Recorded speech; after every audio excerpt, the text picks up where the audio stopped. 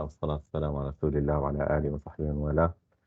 I'd like to welcome you all to the first lecture of week 8 of ICS 104. Any questions before we proceed?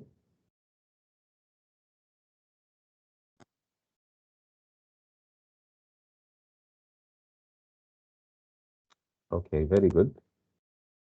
So basically last week what we did was we looked at the last part of the loops chapter, and we looked at some ways to use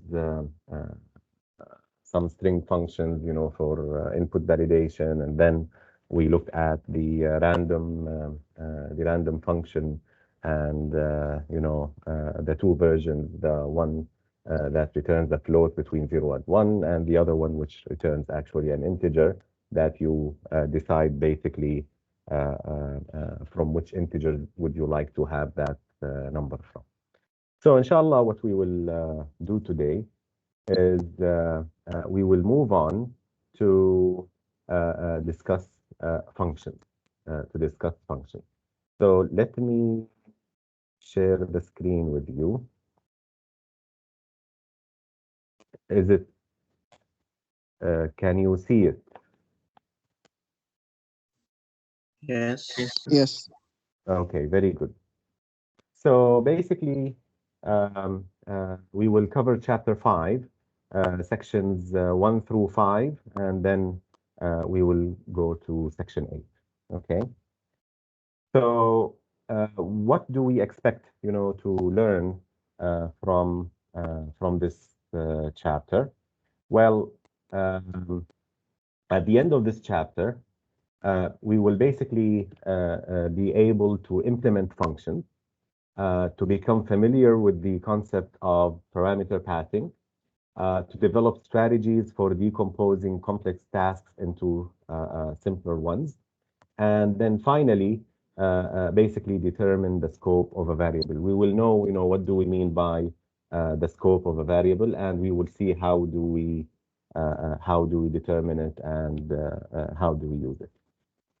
So let's start with the concept of a function. Now, we have seen functions before, huh?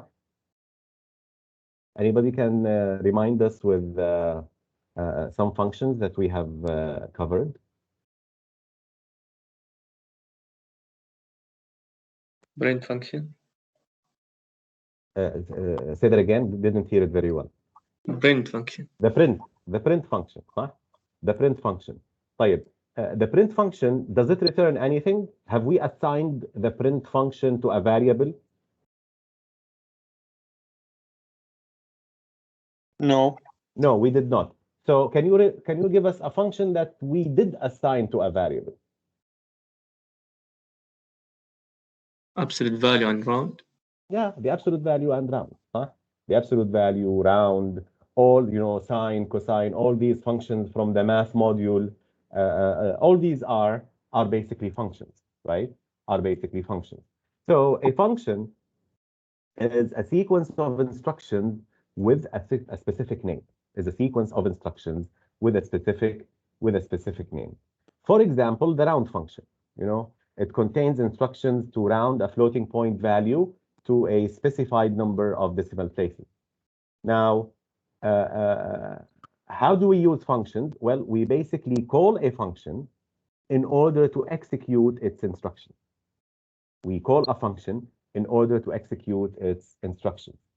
So this is basically an example of the use of the round function, right? We basically call the round function here, right? And then we assign it to this variable, and then we print it, okay? And then we print it. So we have seen this before. We have seen those functions, okay? We have seen, or we have dealt with those functions. So by using the expression, round 6.82752, what we actually request the function to do is that the program calls the round function, asking it to round this number into 2 decimal digits. Right. So now the question is, do we know really what are the instructions that execute this statement?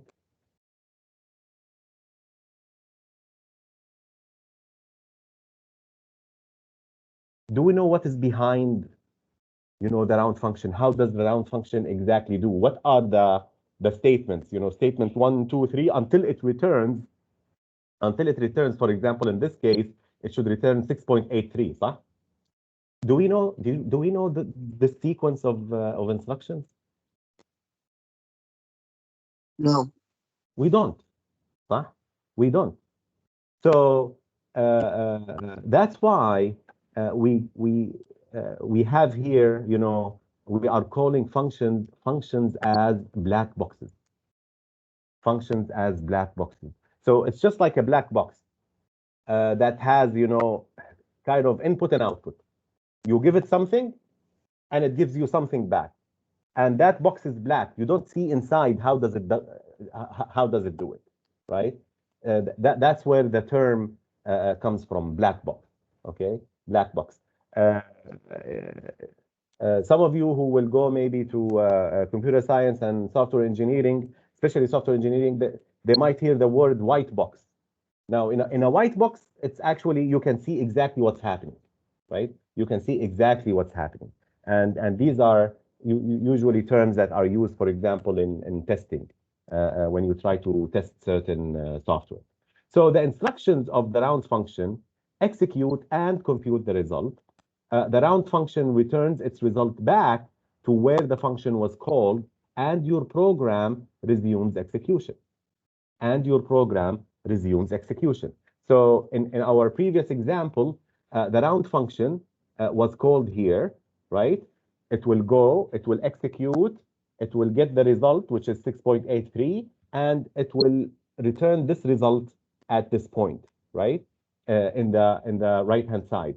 So this result, this value now is assigned to the variable, and our relationship with the function has finished. Okay, our relationship with the function. In fact, it was finished once I return this value in the right-hand side. Once that value is returned, then I'm done with using the function. Okay, and the program resumes execution. So it will assign, the value to variable price. It will print if there were anything else. After that, it will basically execute. Okay, it will basically execute. So this is how, functions work. This is how functions work. Right. So this is kind of like the flow chart of what happens, when we call a function. It basically reiterates what I have just mentioned. So once a call is made, with, this argument and this argument, these will be passed to the round function. The round function takes these two arguments, it computes, it carries out what it's supposed to carry out. So this basically represents the body of, the function, or the statements of the function. And once it finishes, once it finds the final result, 6.83, it returns that result to the caller, right? To the statement that called the function, round, and then, this value is stored back into the price variable, right? And then, execution basically continues. So when another function calls the round function, it basically provides inputs, right?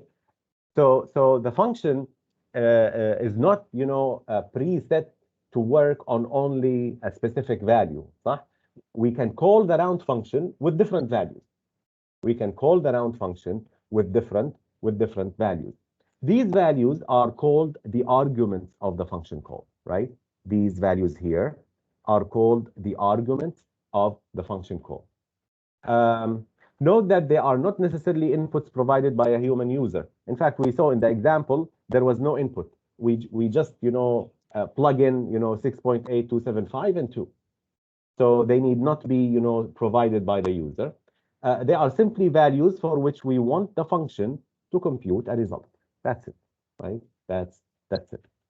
So the output that the round function computes is called the return value.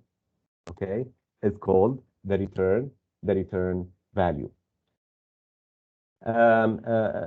So functions can receive multiple arguments, but they return only one value. Now, put under one value 100 lines, because we will see later on when we talk about lists, another another data type that is supported by Python. We will see that we can disguise multiple values in one value. Okay, so in theory, a function returns one value, but by the way, that value can be a list of values. Okay, and this is inshallah we will talk about when we take tuple, basically in the next chapter. Okay, but for now, let's agree that a function returns one value. We will come to multiple values inshallah later on. It is also possible to have functions with no arguments. Do you remember one? Do you remember a function with no arguments? يلا يا شباب, midterm is next week. Print function, doctor. The print function. What does it do? If you don't provide it anything, what does it do? Blank line. Just prints a blank line or a new line. Huh? Just prints a new line, right? Another example of uppercase. اتفضل. Uppercase. Uppercase.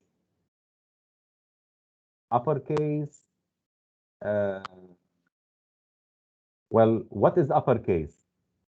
If I wrote a word and then dot point upper, it will make all the word in capital. طيب. And now let me ask you this. Is this an example of a function or a method? Do you remember? So upper.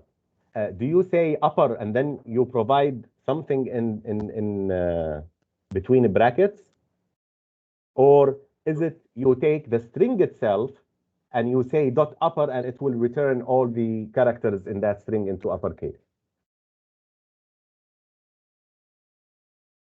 I can do both. You can do both? Well, I'm not sure. Let's check. هي لكن نعرفها ان نكتب السترينج بعدين دوت upper. Okay, so basically if I come here and I say print, okay, and then well, before the print, let's just define a string here. So let's say my string equals my name, and then my string dot upper, right? And then print my string. Huh? So, oh, I didn't assign it. شفتوا يا شباب شو صار? Can anybody explain what happened here? It's good when you make good mistakes. Can anybody explain what happened here? You did not assign my string dot upper to my string. I did not assign my string. See, this does not change my string. Remember, my string strings you cannot change them or you cannot alter them. صح? If you want, you can assign them. So I need to assign them first. Okay, I need to do something like this, and now if I run it, now it will change. Okay, now if I run it, it will change. So this is how this upper works, right? Right. So now, can I do this?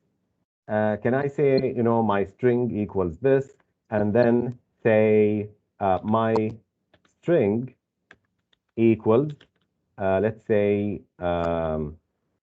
upper, like this, and then my string. Okay. And let me comment this line. And let's try to run and see what will happen. Well, it worked. So you're right. So upper is both. It works as a function and as a method. I didn't know that, so this is good to know. So but then when we use upper this way, we don't say that it does not have an argument, right? Because the argument is already here. صح ولا لا? It's not like the print function. The print function, we will say print, it will print a new line, صح? But here, we are actually providing the argument somewhere. صح ولا لا?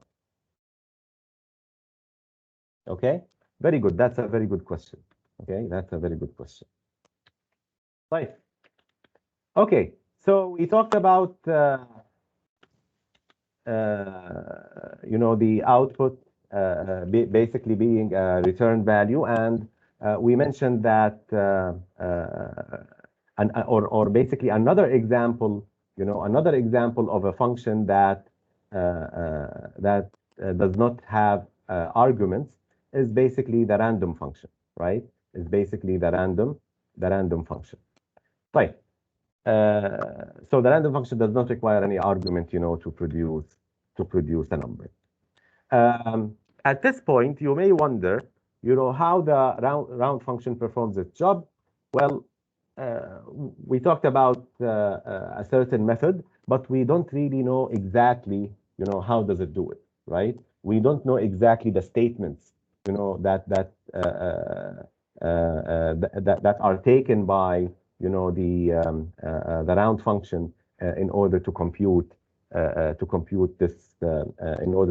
this value, and that's why we call these functions or we refer to them as black boxes.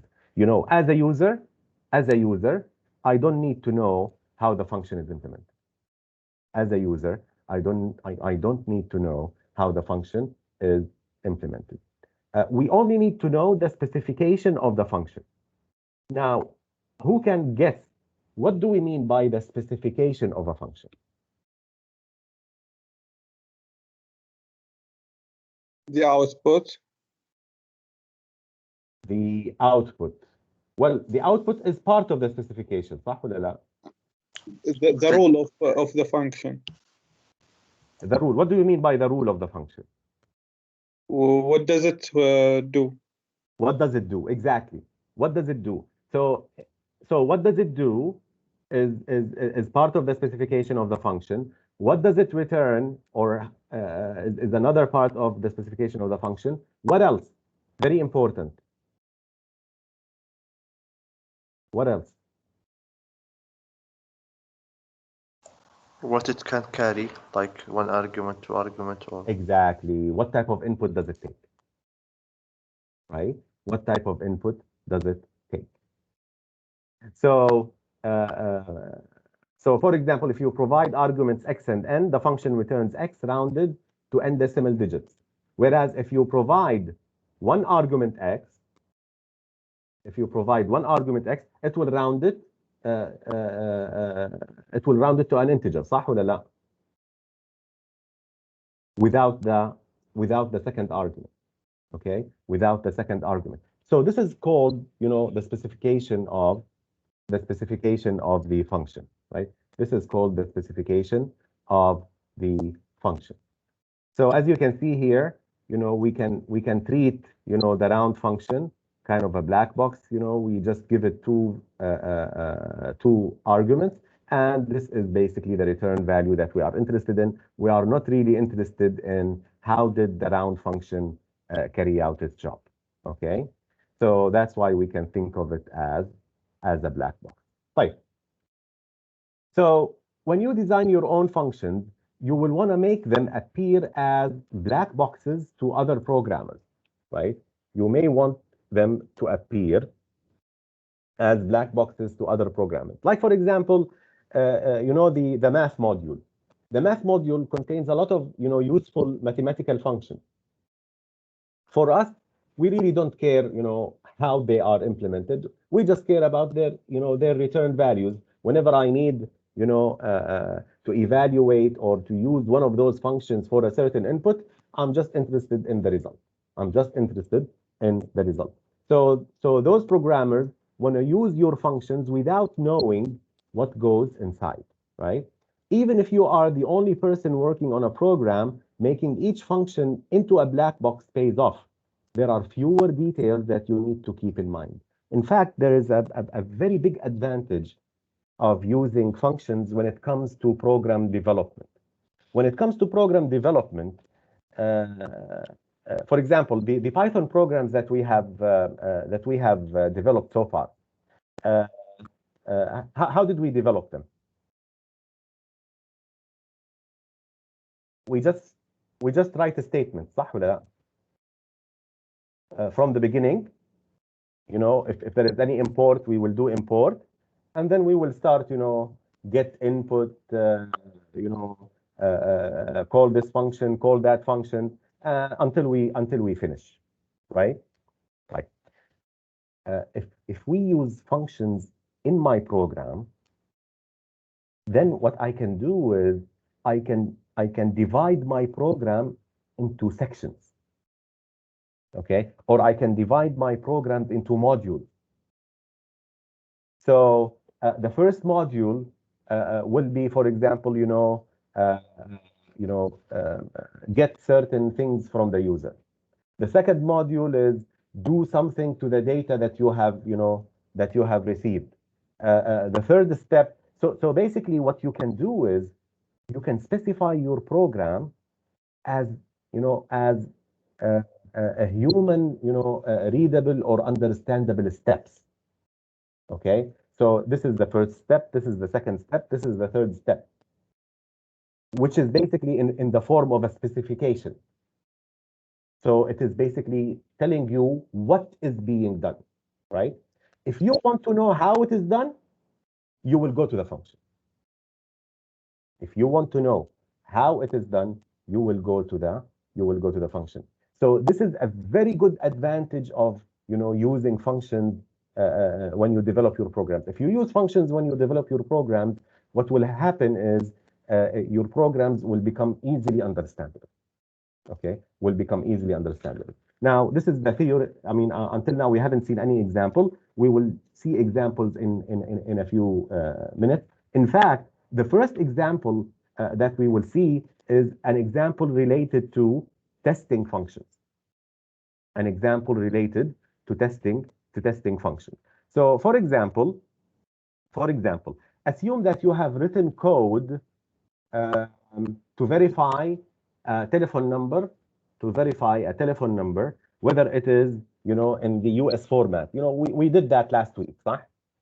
We did that last week. We have a phone number and we would like to see whether it is in the proper format or not. Right. Let me ask you this. What would happen if you want to test it 5 times? What should you do based on what we have learned?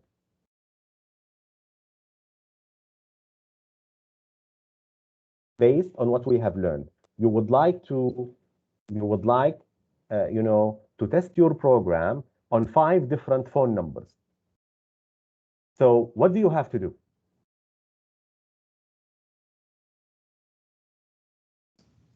For loop or like that? Okay. So one solution that was given to us is that we will put it inside a for loop. Okay, we will put it inside a for loop. You can do that, assuming that you are going to take the input from the user. Assuming that you are going to take the input from user, but you already have hard-coded inputs. You already have hard-coded inputs. So how are you going to use the for loop? Okay, how are you going to use the for loop? Well, if we take lists, you will figure out a way to do that. But in my opinion, is there any other way but running the same program 5 times? Or running the same program 10 times? And every time maybe you either give it as a user input or you change it inside the code? Well, until now, this seems the only way to do it, right? But now when we talk about function, we will see that, I can call this function 5 times. If I package it in a function, if I package, this program that tests for the telephone number formats, if I package it inside a function, then I can just make 5 calls. And I will see immediately, what are the outputs and see, whether there is something wrong or that gives me more confidence that, my code is correct. That my code is correct. So let us here start with a very simple example, a function to compute the volume of a cube with a given side length. So assume that I need to find the volume of a cube given a side length. Now, can anybody tell us, what is the volume of a cube if you are given, the input, the side length of that cube? The length cube. It's basically the side length to the power 3. صح? It is basically the side length to the power 3. Right. So how can we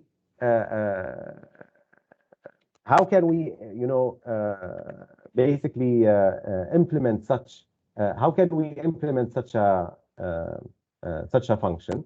Well, first of all, we need to pick a name for that function, right? We need to pick a name for that function, and for that, I'm picking the name cube volume. Okay, I'm picking the name cube volume. So we chose a name of the function. Then I need to define a variable for each argument. Now, how many arguments do I have for the cube volume? 1 argument. I have only 1 argument.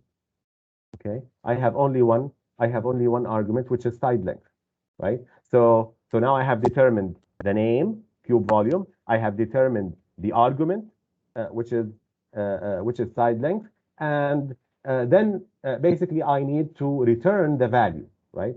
Then I need to return the value, and that will be part of the function statements, okay? And that will be part of the computation of the function.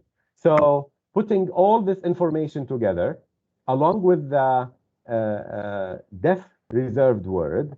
So basically, here we have this reserved word, which is called def, or do you know what do you think does it stand for? Definition. Definition or define. Right? Define the following function, right? Define the following function. So put all this together with the def reserved word to form the first line of the function's definition, which is def, and then the name of the function cube volume, and then the argument, and don't forget the colon. Don't forget the colon.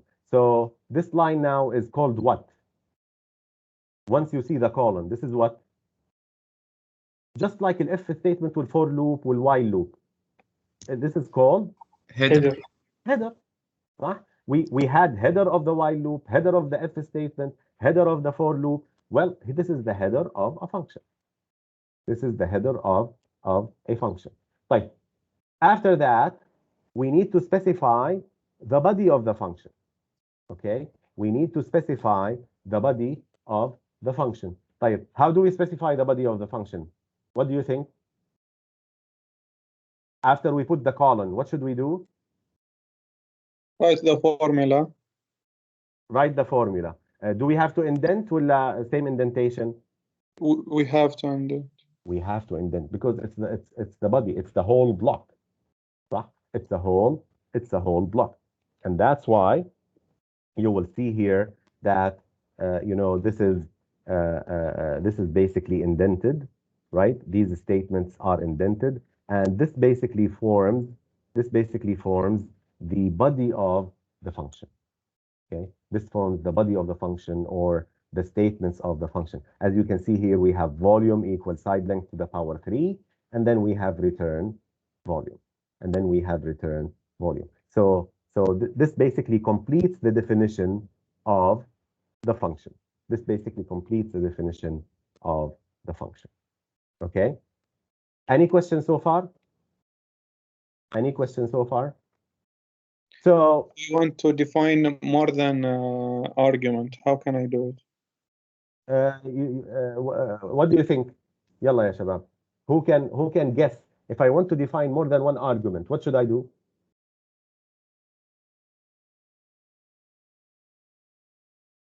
Will we use and? When we have written the print function with more than one argument, what did we do? What did we use? A comma. We use Comma. commas. Huh? So it's the same thing here. You basically use commas. Okay, you basically use commas to separate between arguments. Okay, right. So the last thing is basically in order to return the result of the function, use the return statement. Use the return statement. So we have basically return volume. If we go back here, we see that return volume after we computed the volume equals side length to the power. After we computed the volume equals side length to the power 3. Okay. So how do I return the value? Well, by using the return statement. By using the return statement. Any questions so far, ya shabab? Doctor, نعم. what is the benefit of this definition? How can we use it then? هلا let's go to the next slide now. First of all, let me just go over this very quickly because we have already discussed it, and then we will see how do we use it. Okay. So basically, this is how we define functions. So def, and then function name, parameter name 1, parameter name 2. Basically the number of parameters that we have, and then you will have the statements. Okay, and then you will have the statements, and these statements are basically indented. So this is basically the example of the cube. This is the example of the cube volume. I think we explained most of its components. So no need to do that again. Okay, right. So now, in order to test the function, your program should contain the definition of the function. Okay, so now we will define the function. Then we can write statements that call the function and print the result. This is how we are going to use it. Okay, this is look at this. So basically, what do we have here? Basically, we have in this case, this is the definition of the function. This is the definition of the function. Now, look at how am I going to use it for testing. This is the first call, and this is the second call. Okay, and here we basically I print the first result, and here I print the second result, and here I print the second result. So as you can see, I can call this function, as many times as I wish inside my program. Okay, inside my program, for example, for purposes of testing. Now, this is maybe a very easy program, right? But for example, when it comes to let's say the homework that you did last homework 2, you used the elif, صح? In your homework when you were trying to compute the zakat, right? Now, if you wanted to test it, and since you were not allowed to use loops, basically you would run the code more than one time. One time you put a value in which in which the zakat is, for example, no zakat, and then you put another value in which the zakat is 1, and so on and so forth. Well, if you use a function, you could have written all that code, and then you could have packaged it inside a function, and then you put basically various calls with various values. Okay, various calls with various values, and you will immediately see how your program is working and whether it covers all the different cases or not. So is the use of functions in testing now very clear? Any question about it? Any question about it? So basically, if I want to run this, then what do you expect? Cube volume 2, it should return ايش? 8. 8. وcube volume 10? 1,000. 1,000, صح? So if I run this, as you can see, a cube with side length 2 has volume 8. A cube with side length 10 has volume 1,000. Okay. Any question on, this very interesting and very useful use of functions? Right. So now let's go to the use that I mentioned before, in which I want my program to be modular, right? I want my program to be modular, to be easily, understandable. So when you write a program that contains one or more functions, you need to pay attention to the order of the function definitions and statements in the program. Okay, we need to take a close look on the order of the function definitions and statements. Okay.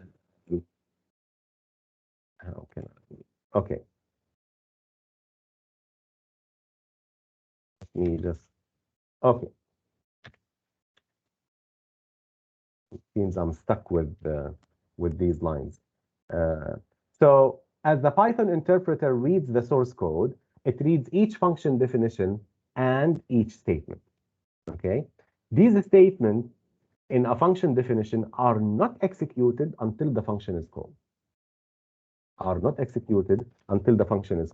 If we go back, these statements here, the first statements of the program, cube volume, they were not executed. Okay, although we started our program with the function, but they are not executed. They will be basically ignored, right? The only thing that will be not ignored is the name of the function. Because later on, if I see that same name being called in a statement, right? Well, I know that, I have already defined it. Right?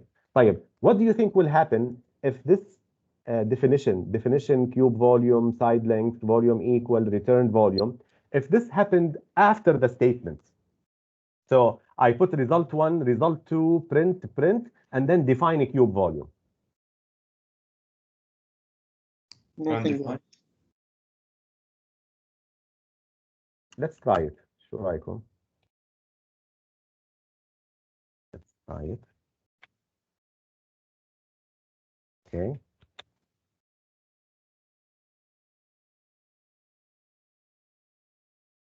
It worked. You know why? Because it has been already called and defined. Okay. So let me do this. Let me restart and clear all the output.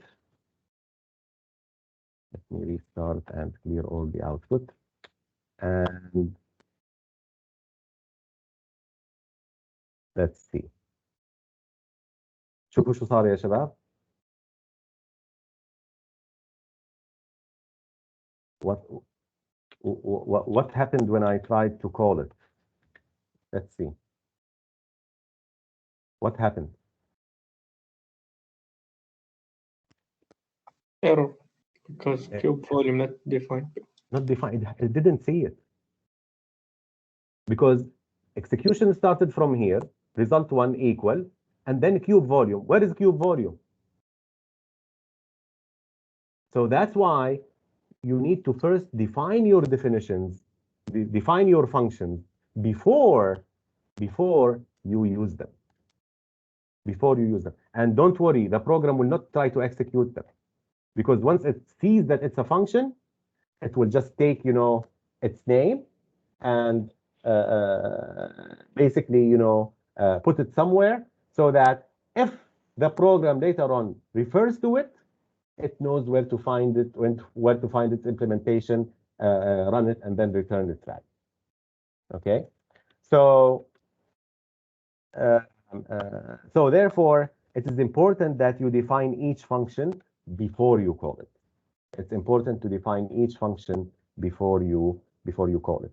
So, for example, let's look at this program with functions, right? Let's look at this program with functions. Now, here you will see that we have defined two functions.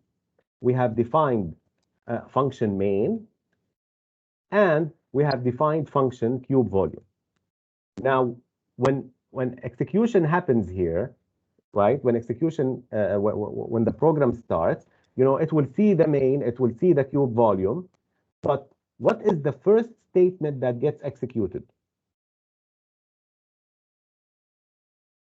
The main. This is statement. Okay, this is statement.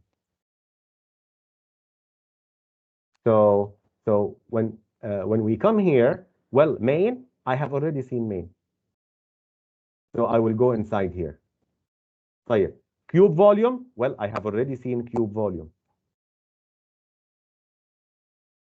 Okay. طيب. So now, based on this, what do you think the function of the main should be?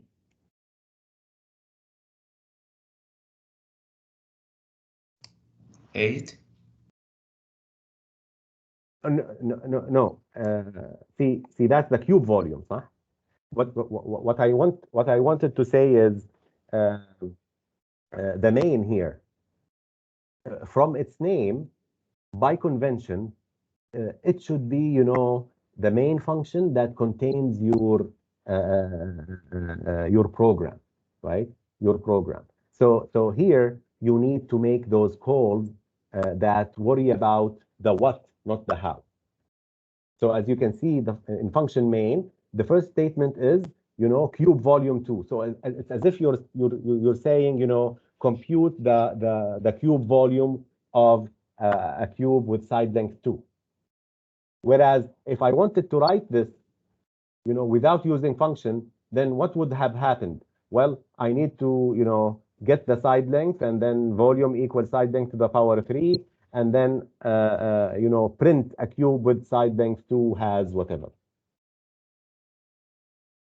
Okay, so having the main function like this, even as a programmer, yani when you open the code and you see that this code has a main function, what should come to your mind? What should come to your mind is that, well, this is the start of, you know, the program. This means that, you know, after you define all your functions, there must be a call to something which is called main. Okay, and main will be the start of your program. Main will be the start of your program. But as I said, this is a convention. Okay, you don't have to have something called main. Unlike, for example, C. When we go to C, inshallah, after we finish our introduction to Python, we will see that any C program should have a main function.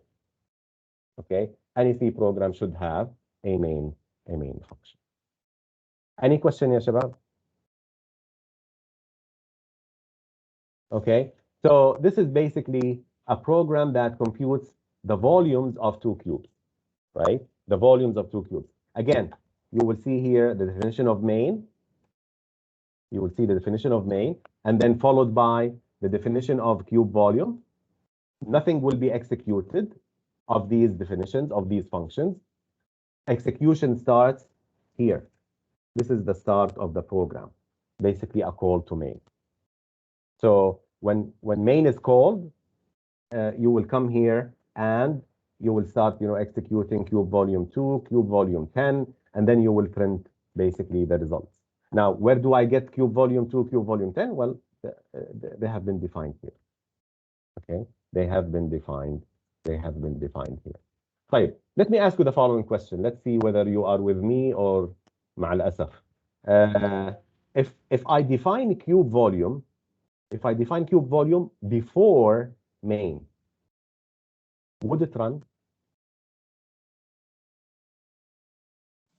Yes, it will. It will run. No. Huh? I think No. no. Why not? No. Why not?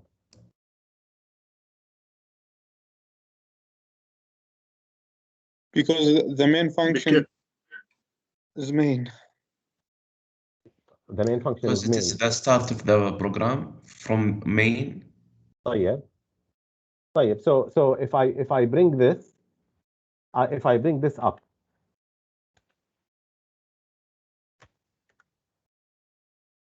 so first I define cube volume, and then I define main, and then I call main. Would this run? I think Yes. no, because we defined main in the last thing. We defined main in the last thing. So what? See, let's It will see. not. Let's see. So what did we say? If we encounter a definition of a function, the statements of that function will not be executed. صح ولا لا? But it will define the function. The function will be known to the program. So when we start, let's say we start from here. طيب, is this a statement ولا a function definition? Function definition. Function definition. So now cube volume, I know if I encounter a cube volume in any statement, I know where to find it. خلاص, I will skip this and I will come here. Now, what is this?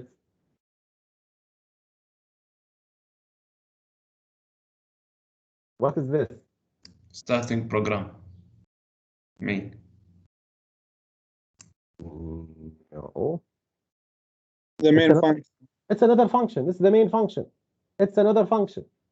So now I have a function called main. خلاص, the program knows that there is something called main, and if it happens, in a statement, it will be executed. But this will not be executed.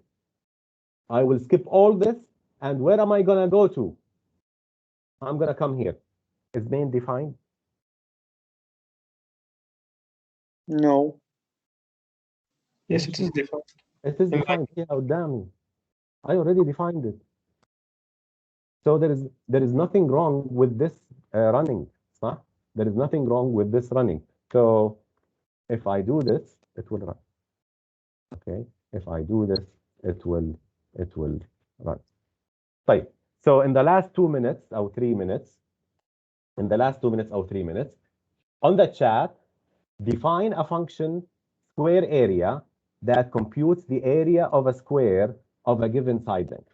Okay. And after you define the function, basically make a call to use it. Okay. Make a call to use it. يلا يا شباب. On the chat, and I will basically start copying or getting, the first reasonable answer or the first answer. But let's see. Yeah. Doctor, نعم. can I ask a question? تفضل. I didn't understand it well. What is the purpose of the main function? The important or the special purpose of it? There is no special purpose. It's like any other function. But we called it main. We called it main from a convention point of view. If you see somebody else's program and it has a main, you would guess that main will appear where? That main will appear as the first statement to get executed, just like here.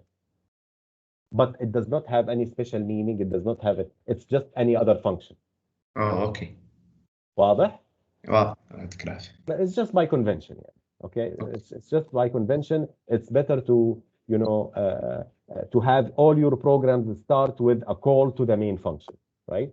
And then the main function will contain exactly what you want your program to do.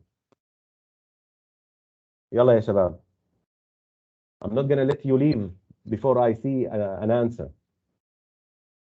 Define a function square area that computes the area of a square. هات نشوف حسين شو اللي. Let's take Hussein's answer. Muhammad also, he just gave us an answer. So let's take Hussein's answer.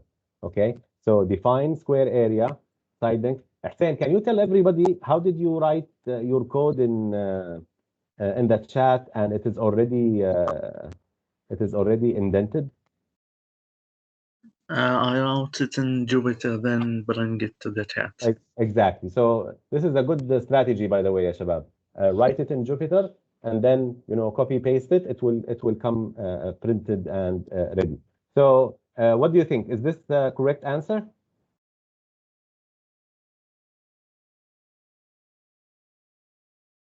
Yes. Does anybody have any problem with this print function? With this square area function?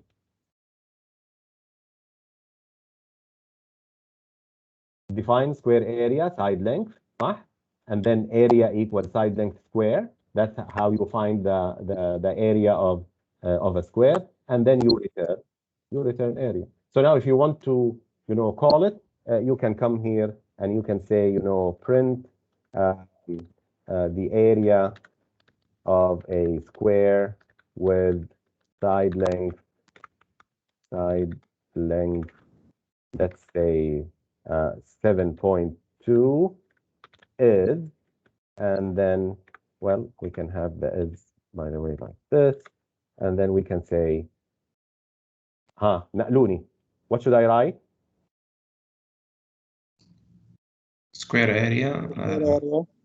Square area. 7.2. 7.2. Square area 7.2. واضح? Thank you very much for attending and listening. Anybody has any question, you can leave. If anybody wants to leave, you can leave. But first, anybody has any question? Doctor, regarding to the midterm in the next week, there will be a quiz in the next week or what? No, of course not. Okay. How about the homework? We will have a homework, but maybe its due date will be after the midterm. Can you make it extend for like maybe a few days more, because we have not only the midterm of the Inshallah, don't worry. We might even be a little bit late in posting the homework. Let's shoot. Okay. Thank you so much, Doctor. Okay. Excuse me. Yes. Can I use a statement before the main function? Yes, you can use a statement, but this is not a good practice. This is number 2. Number 1, if you use a statement, or if you write any statement before the function, none of these statements can use the function. صح ولا لا? شلون ما فهمتك? Right? I didn't get you. Oh, you didn't get me. Right. Let's come back here. So can I write a statement like print here, for example, this is a program to compute the square area. Now, can I do that? Can I do that? Can I have a statement like this? Yes, of course. Yes. Yes. So how is this gonna be executed? Well, this will be first, of course, after I go and make sure that there are no syntax errors in the whole program. Execution will start from here. So I will print this, and then when it comes here, it sees that this is the definition of a function. It will skip. And then it will come and it will execute this statement. And when it sees the square area, it sees that I have already defined square area. So this is absolutely fine. If I do Shift Enter, it will work. If I do Shift Enter, it will work. The only thing is, I cannot have this print statement before a square area. Yes. Okay, because when we come here, I see square area, but I haven't seen it before. واضح? You can have statements before the definitions of the function. You can have statements between definitions of the function. You can have statements after the definition of the function. But the best way to write your code is such that first have your functions, okay, including one of them, call them main, and make the only statement that is outside functions is basically the call to the main. Okay, this is the best practice. تمام. This is the recommended way. This is the recommended way. There is no compulsion, or it's not like you have to do it this way. Yeah, I see. Thank you. Okay. Yes. طيب يا شباب، خلاص يلا. سبحانك اللهم وبحمدك، اشهد ان لا اله الا انت، استغفرك واتوب اليك. نراكم على خير ان شاء الله. السلام عليكم.